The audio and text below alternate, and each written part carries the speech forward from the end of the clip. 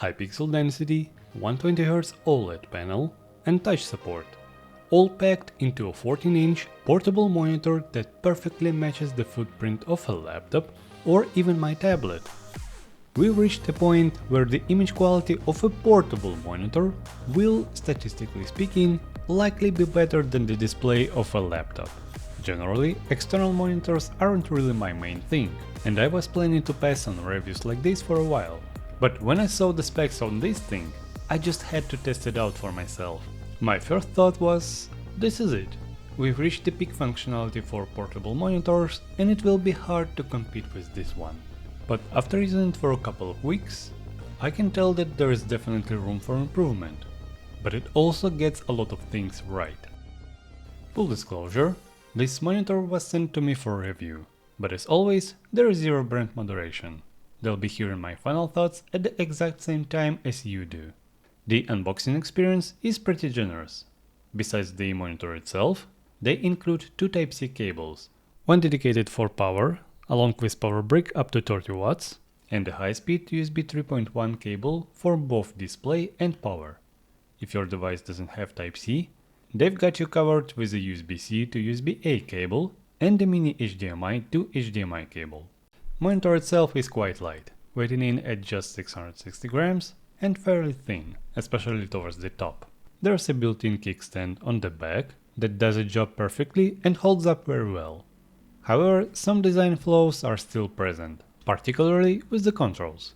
My complaint remains the same. There is no labeling to tell you what each button does.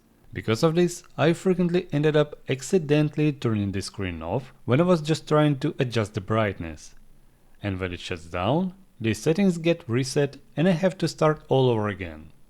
Panel itself is glossy, which has its pros and cons depending on your setup and personal preference, and I like it more since my window is far away and it also just gives you this sharper, crisper image.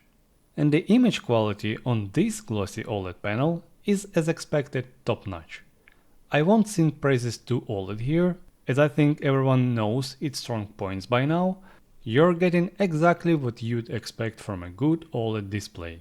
I placed it right next to my rather expensive OLED monitor, and honestly, I couldn't tell the difference. Both look spectacular. For a portable monitor, a glossy finish can be a downside if you plan to use it outdoors, where reflections might get in the way. On the other side, the screen gets fairly bright, so visibility remains solid. But there's a catch. If you connect it using a single Type-C cable, power delivery is limited, which caps your maximum brightness. In my experience, the brightness is plenty for indoors use, but if you want to use it outside in direct sunlight, maybe you'll need additional power source.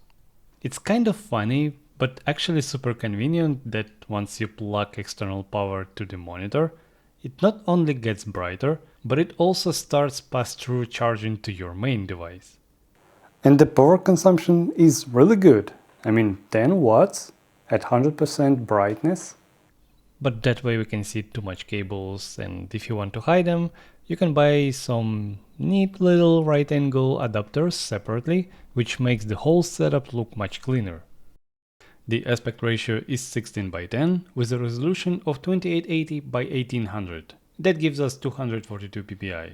The image is clean, and even while working with text, I didn't notice any green or red subpixel fringing. But if I look really closely with the camera, I can spot it. But don't forget, it also has 120Hz refresh rate, and it easily can be a gaming monitor as well. Hooking it up to my Xbox through a mini HDMI cable, it ran at 1440p at 120Hz. But that's because Xbox works in 16:9 aspect ratio. By the way, I should also mention the built-in speakers. The sound is, well, it exists.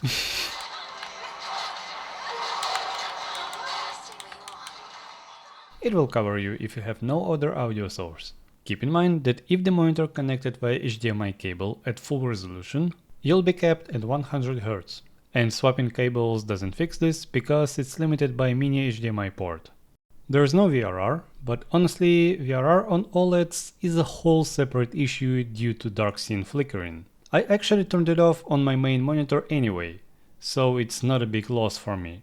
It does, however, support HDR, which you can toggle in the monitor's OSD. I have a mixed feeling over the lack of OLED care features, something I used to have on my main monitor. Over a year of use, I still have zero signs of burn-in, because I'm using those functions. Not sure how it's gonna be here. Then again, the monitor unboxed has run brutal burn-in tests on modern OLEDs, and it took a very long time for any retention to show up, so perhaps it's not something to worry about. Touchscreen functionality works via the Type-C cable, and predictably works fine on Windows. But Touch won't work on a MacBook, which is whatever, but it also won't work on an iPad, which is a bummer because that would have been a really cool setup.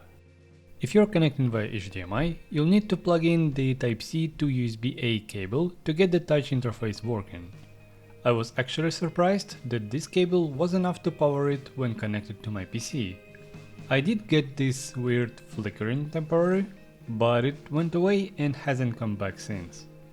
I do have a complaint about the oleophobic coating, or lack of it. It feels like you're dragging your finger across a standard, non-touch screen, making the touch experience pretty unpleasant. If you plan to use it a lot, I recommend finding a screen protector with the proper coating. The monitor isn't cheap. At the time of recording, it goes for $400.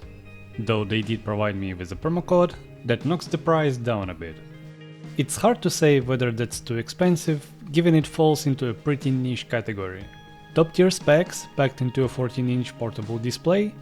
I'm genuinely curious. If you're considering this monitor, how do you plan to use it? Will it be the main monitor for a minimalistic setup? Or you travel a lot and prioritize the image quality on the go?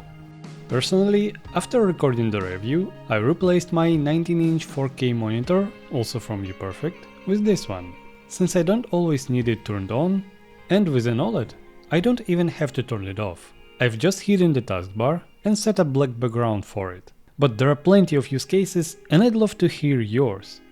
If you have any more questions, don't hesitate to ask them in the comments, and I will do my best to answer them.